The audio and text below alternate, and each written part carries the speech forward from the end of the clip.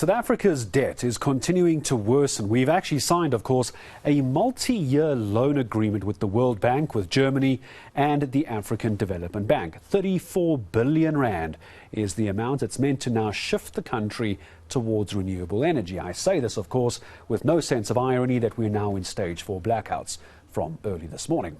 According to the National Treasury, the money is going to help alleviate that energy crisis. Is this working? Well, let's find out. Johannesburg Institute for Advanced Studies, Dr. Muller, making time for us this afternoon. Dr. Muller, good to have you with us. A lot of money.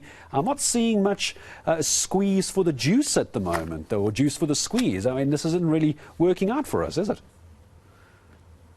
Thanks for having me, Gareth. Well, to be fair, this funding is for investment, the benefits of which will only be seen down the line. So, in that regard, it would probably be a bit unfair to criticize it on that basis. However, there are many other reasons to be critical of these announcements. So the first one is, you might remember maybe 5 or 6 years ago, a number of the proponents of a rapid transition to renewable energy, or a more rapid transition, framed it almost as if we move to renewable energy faster, that's going to improve Eskom's finances, it's going to reduce electricity tariffs, it's going to make things better for South Africans. And a few people, including myself, said that's just not possible. You're investing in new capacity, it's obviously going to cost more. And how are we going to pay for it, especially if we move very rapidly? And that's a question that actually still hasn't been answered. So at the time, the cost wasn't even estimated, right, when a lot of key policy decisions were made.